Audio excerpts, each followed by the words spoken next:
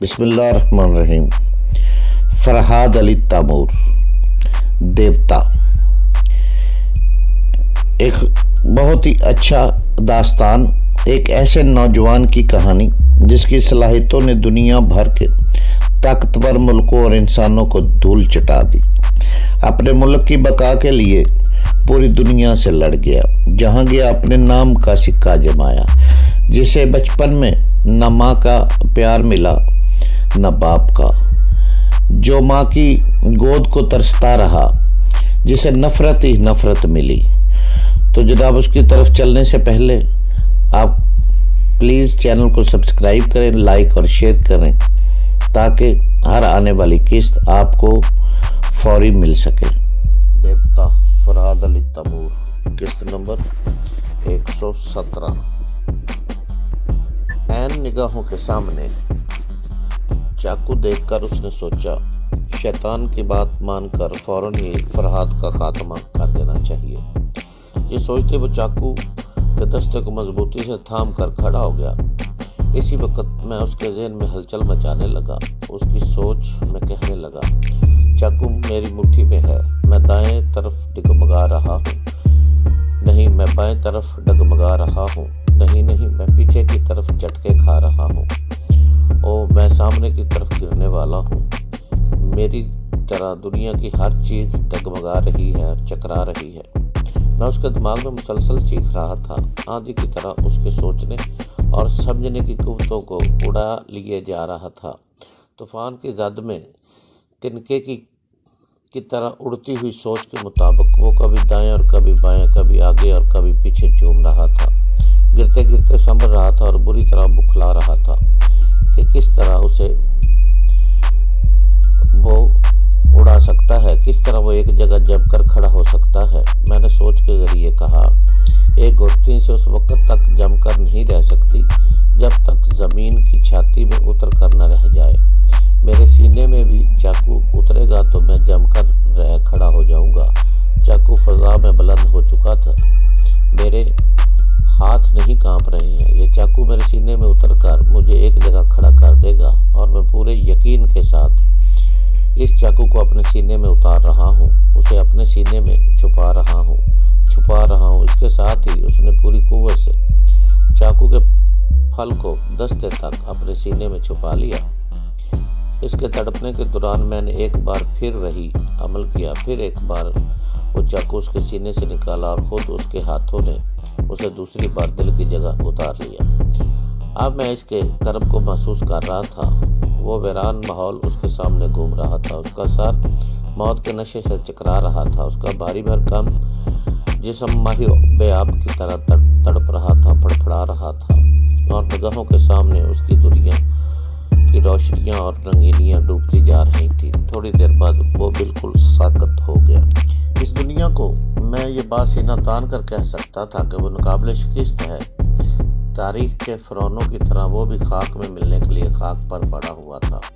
جو لوگ ضدی، سرکش اور فتنہ پرور ہوتے ہیں وہ کبھی کسی سے شکست کھانا گوارا نہیں کرتے۔ وہ یہ بھول جاتے ہیں کہ موت ایک دن انہیں پچھاڑ دیتی ہے۔ بیل منڈو کی بھی کبھی برتری، اس کا حکمانہ مزاج، سب کچھ مٹی میں رول رہا تھا۔ میں نے وہ مائکرو فلم اٹھا کر اپنی جیب میں رکھ لی۔ اس کے بعد آئی لائنر اور ماسک کو ایک رومال میں اچھی طرح لپیٹ کر اسے بھی جیب میں رکھ لیا۔ پھر میں نے اپنی رسٹ واچ کو دیکھا۔ ماسٹر یوشے کے بیدار ہونے میں صرف 20 منٹ رہ گئے تھے۔ میں تیز سے بڑھتا ہوا کار تک آیا۔ وہاں سے میں نے بیل منڈو پر ایک الوداعی نظر ڈالی، پھر اسٹیئرنگ سیٹ پر آ کر بیٹھ گیا۔ کار سٹارٹ کرتے وقت میرے دل میں آیا کہ بیچاری روما یتیم ہو گئی ہے۔ یتیم تو وہ پہلے بھی تھی، مجھے اس بات کا علم نہیں تھا۔ اس کا باپ مر چکا ہے یا کہیں زندگی گزار رہا ہے۔ بہرحال بیل منڈو باپ بن کر اس کی پرورش کر رہا تھا۔ وہ اتنے بڑے سہارے سے محروم ہو گئی تھی۔ میں کار ڈرائیو کرتا ہوا اس کے متعلق سوچتا ہوا، پھر پشاور کی طرف جانے لگا۔ پشاور پہنچ کر میں نے 2 پیالی کافی پینے میں اپنا وقت ضائع کیا، کیونکہ نیند سے اور تھکن سے برا حال تھا۔ آگے بڑھنے کے لیے کافی شدید ضرورت محسوس ہو رہی تھی۔ اس دوران ماسٹر یوشے بیدار ہو چکا تھا۔ بیدار ہوتے ہی اس نے سب سے پہلے روما کی خبر لی۔ وہ یہ معلوم کرنا چاہتا تھا کہ میں اس وقت اس حسینہ کے پاس ہوں یا نہیں۔ روما کے دماغ پر دستک ہوتے ہی وہ بڑبڑا کر اٹھ بیٹھی اور حیران نگاہوں سے اس اجنبی کو دیکھنے لگی۔ پھر اسے یاد آ گیا کہ وہ آج ہی صبح میرے ساتھ ہوٹل کے کمرے میں آئی تھی اور وہاں پہنچتے ہی ماسٹر یوسف کے حکم کے مطابق سو گئی تھی۔ ماسٹر یوسف اس دوران کبھی ٹائلٹ کو جا رہا تھا، کبھی شیو بنا رہا تھا، کبھی غسل کر رہا تھا۔ روما کے دماغ میں بھی جھانکتا جا رہا تھا۔ روما کی آنکھ کھلتے ہی جب وہ میں یاد آیا تو فوراً بستر پر اٹھ کر پہلے ٹائلٹ کے دروازے تک گئی۔ دروازے پر اس نے دستک دی۔ اس کا خیال تھا کہ شاید میں ٹائلٹ میں موجود ہوں۔ جواب نہ پا کر اس نے دروازے کو دھکے سے کھولا۔ ٹائلٹ خالی تھا۔ پھر وہ کمرے کا دروازہ کھول کر کوریڈور میں ایک سے سرے سے دوسرے سرے تک نظریں دوڑانے لگی، لیکن میں نظر نہیں آیا۔ اس نے کمرے میں واپس آ کر دروازے کو بند کیا، پھر جلدی سے منہ ہاتھ دھو کر آئینے کے سامنے آ گئی اور باہر جانے کے لیے اپنے چہرے کی نوک پلک درست کرنے لگی۔ ماسٹر یوسف نے اس سے پوچھا، تمہارے سونے کے بعد کیا افراد نے تمہیں جگایا نہیں تھا؟ روما نے آئینے کے سامنے نفی میں سر ہلاتے ہوئے کہا، نہیں، جب تم نے مجھے سونے کے لیے کہا تو اس کے بعد مجھے ہوش نہیں رہا۔ اب میں بیدار ہو کر دیکھ رہی ہوں تو وہ کمرے میں اور کمرے کے باہر نظر نہیں آ رہا۔ اگر وہ کہیں چلا گیا تو مجھے بے حد افسوس ہوگا۔ ماسٹر یوسف نے کہا، تم سے زیادہ افسوس مجھے ہوگا۔ یہ افسوس کرنے کا طریقہ ہے کہ اسے تلاش کرنے کی بجائے آئینے کے سامنے میک اپ کر رہی ہو۔ تم کسی مقابلہ حسن میں حصہ لینے نہیں جا رہی ہو۔ چلو فوراً کمرے سے نکلو اور ادھر ادھر دیکھو، کہیں وہ تمہارے آس پاس ہی نہ ہو، اور وہ جو تمہارا ساتھی ہے ان سے پوچھو کہ وہ کہاں گیا ہے۔ وہ کمرے سے نکل کر ریسیپشن روم کی طرف جانے لگی۔ وہاں کاؤنٹر کے پیچھے وہ لڑکی نظر نہیں آئی جو گونگے فراد کو روما کے ساتھی کی حیثیت سے دیکھ چکی تھی۔ لڑکی کی ڈیوٹی بدل گئی تھی، اس لیے روما نے دوسری لڑکی سے کچھ پوچھنا مناسب نہیں سمجھا۔ وہ سیدھی پارکنگ ایریا کی طرف گئی۔ وہاں جا کر دیکھا تو اس کے انکل کی کار غائب تھی۔ فی الحال وہ یہی سوچ سکتی تھی فراد کسی کام سے کار لے کر گیا ہے، شاید واپس آ جائے گا، لیکن ماسٹر یوسف ایسا نہیں سوچ سکتا تھا۔ وہ میری عدم موجودگی سے بھانپ گیا کہ ضرور دال میں کچھ کالا ہے۔ اس نے فوراً بیل منڈو سے دماغی رابطہ قائم کرنے کی کوشش کی، لیکن بیل منڈو اس دنیا میں کہاں تھا۔ کسی بھی ٹیلی پیتھی جاننے والے کی سوچ کی لہریں اس کے مردہ دماغ تک نہیں پہنچ سکتی تھی۔ تھوڑی دیر میں ماسٹر یوسف پریشان ہو گیا کیونکہ اس کی سوچ کی لہریں ناکام واپس آ رہی تھی۔ اسے سمجھا رہی تھی کہ بیل منڈو اب اس دنیا میں نہیں ہے۔ بیل منڈو سے رابطہ نہ ہونے کی صورت میں صرف یہی سوچا جا سکتا تھا کہ وہ مر چکا ہے، ورنہ اس کا ذہن جب تک جاگتا رہتا اس وقت تک ماسٹر یوسف کی سوچ کی لہروں سے آزاد نہ رہتا۔ ماسٹر یوسف کا تمام سکون و اطمینان غارت ہو گیا۔ اب وہ یہ معلوم کرنے کے لیے بیتاب ہو گیا کہ بیل منڈو کس انجام کو پہنچا ہے۔ وہ سب سے زیادہ میری وجہ سے پریشان تھا کہ میں ایک بار پھر اس کے ہاتھ سے نکل چکا ہوں۔ وہ فوراً روما کو ہدایتیں دینے لگا۔ اسے کسی طرح کسی قریبی پولیس اسٹیشن میں پہنچ کر اپنے انکل کی گمشدگی کی اطلاع دینی تھی۔ یہ کافی کی دوسری پیالی ختم کر چکا تھا۔ 2 پیالیوں کا بل ادا کرنے کے بعد میں فوراً ہی ہوٹل گرین سے باہر آیا اور بیل منڈو کی کار میں بیٹھ کر پنڈی کی طرف واپس جانے لگا۔ ماسٹر یوسف کی بے چینی دیکھنے کے قابل تھی، اگرچہ میں اسے نہیں دیکھ سکتا تھا، لیکن سوچ کے ذریعے چشم تصور میں اسے ادھر سے ادھر ٹہلتے ہوئے، کبھی اٹھتے ہوئے، کبھی بیٹھتے ہوئے دیکھ سکتا تھا۔ بار بار یہ سوچ کر اس کے دل کو صدمہ پہنچتا تھا کہ میں اس کے ہاتھ میں آ کر پھر نکل گیا۔ وہ ایک کٹے پرندے کی طرح پڑپڑا رہا تھا۔ اگر اس کے پر ہوتے تو اسی وقت اڑ کر یہاں چلا آتا اور روما کو ساتھ لے کر مجھے تلاش کرتا، لیکن اس وقت وہ مجبور تھا۔ یہاں پہنچنے کے لیے اس نے جس فلائٹ سے سیٹیں ریزرو کروائی تھی وہ فلائٹ کل وہاں سے روانہ ہونے والی تھی اور کل کسی وقت وہ یہاں پہنچنے والا تھا، مگر کل بہت دور تھی، اتنی دور کہ اس کا کوئی اعلیٰ کار اس کی رہنمائی نہ کر سکتا۔ تھوڑی دیر تک میں اس کے اضطراب کو پڑھتا اور اس کی پریشانیوں سے محظوظ ہوتا رہا۔ جب مجھے یقین ہو گیا کہ فی الحال صرف منصوبے بنا سکتا ہے، مجھ تک ابھی کسی ذریعے سے نہیں پہنچ سکتا، تو میں نے اس کے ذہن میں جھانکنا چھوڑ دیا اور آئندہ کا پروگرام اپنے ذہن میں مرتب کرنے لگا۔ 2 प्याली कॉफ़ी पीने के बाद थकन से मेरा बुरा हाल था। जी चाहता था कि अभी कहीं से आरामदेह बिस्तर मिल जाए तो मैं इस पर गिर पड़ूं और कुछ देर के लिए बेहोशी की नींद सो जाऊं, मगर अभी आराम मेरे नसीब में नहीं था। मैंने पिंडी की तरफ बढ़ते हुए सईद अहमद के दिमाग पर दस्तक दी। सईद अहमद सही मानों में छुट्टियों का लुत्फ उठा रहे थे।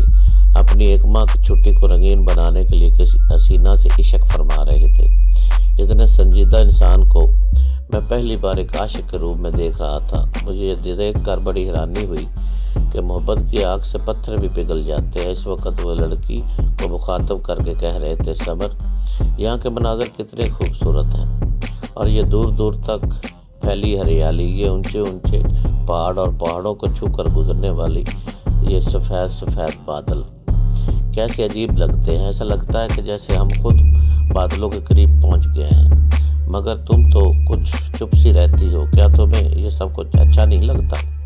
मुझे समर की आवाज़ सुनाई दी। शायद वो किसी ख्याल में गुम थी। यक बेयक चौंक कर बोले, हाँ, अच्छा लगता है। जब मैं छोटी सी बच्ची थी तो इन सफ़ेद बादलों को देखकर सोचती थी, काश मेरे पंख होते तो मैं इनमें उड़ते उड़ते बादलों को छू लेती। मगर अब यहाँ पहाड़ी मुकाम पर आकर ये कोई बड़ी बात नज़र नहीं आती। बादल तो हमें छूते हुए गुजर जाते हैं। यहाँ तो ऐसे लगता है जैसे जन्नत ज़मीन पर उतर आई हो।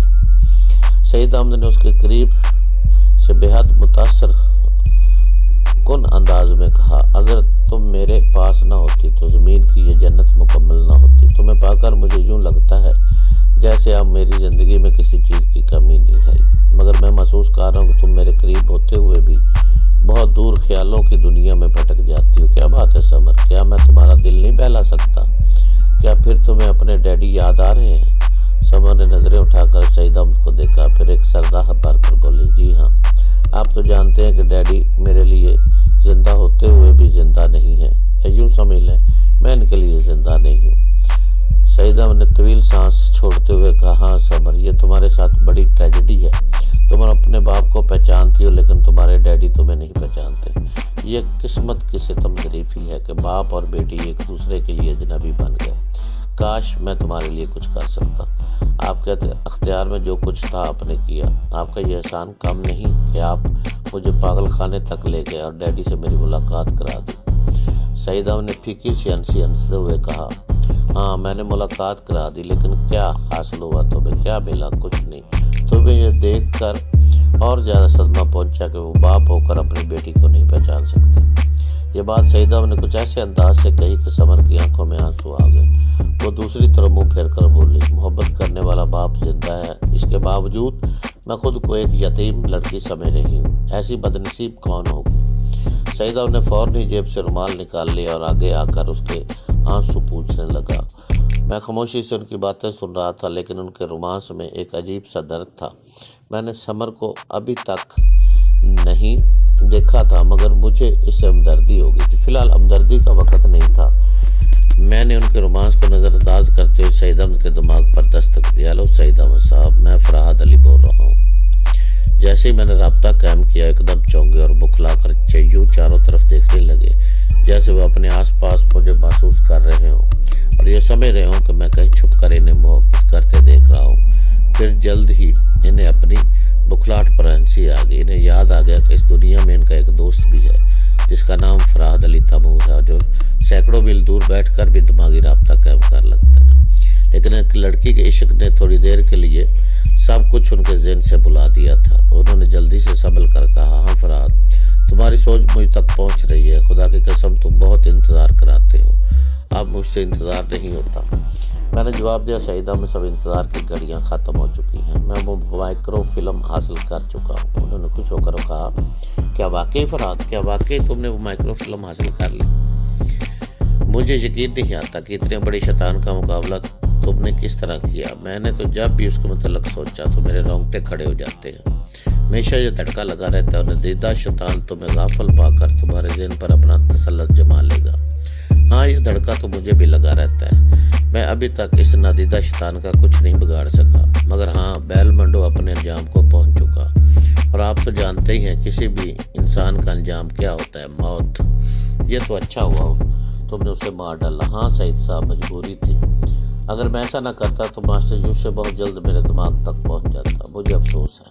افسوس نہ کرو میرے دوست، تم نے مائکرو فلم حاصل کر کے اپنے ملک کی بہت بڑی خدمت کی ہے۔ اس نیک کام کے دوران اگر بیل منڈو جیسے مجرم مر جاتے ہیں یا مار دیے جاتے ہیں تو ان کا افسوس نہیں کرنا چاہیے۔ تم یہ بتاؤ کہ کہاں میں رہے ہو؟ میں اس وقت پشاور سے پنڈی کی طرف جا رہا ہوں۔ 50 منٹ کا فاصلہ طے کر چکا ہوں، 1 گھنٹے میں پنڈی پہنچ جاؤں گا۔ اگر آپ کے پاس اپنی کوئی کار ہے تو اس سے لے کر فوراً پنڈی پوائنٹ پر آ کر ملے، میں وہاں آپ کا انتظار کروں گا۔ اگر آپ مجھ سے پہلے پہنچ جائیں تو آپ میرا انتظار کریں۔ اچھی بات ہے، میں ابھی پنڈی کی طرف جا رہا ہوں۔ یہ کہہ کر وہ سمر کو دیکھنے لگے۔ سمر بھی انہیں خاموشی سے دیکھ رہی تھی۔ پھر بولی، آپ اچانک کیوں خاموش ہو گئے تھے؟ کیا سوچ رہے تھے؟ ہاں کچھ نہیں، مجھے ایک ضروری کام یاد آ گیا۔ اس وقت میرا پنڈی جانا بہت ضروری ہے، آؤ ہم اپنے کاٹیج کی طرف چلیں۔ یہ کہہ کر انہوں نے سمر کا ہاتھ تھام لیا۔ پھر کاٹیج کی طرف جاتے ہوئے سوچ کے ذریعے انہوں نے مجھ سے پوچھا، فراد کیا تم ابھی تک میرے ذہن میں جھانک رہے ہو؟ میں نے مسکرا کر جواب، جی ہاں، میں آپ کے ذہن میں موجود ہوں اور اس نازک سے ملائم ہاتھ کو محسوس کر رہا ہوں جسے آپ کا ہاتھ محسوس کر رہے ہیں۔ وہ ذرا سا چپ کر بولے، تم بھی کسی شیطان سے کم نہیں ہو خدایا، اس طرح تو تم میری تنہائیوں میں پہنچ جایا کرو۔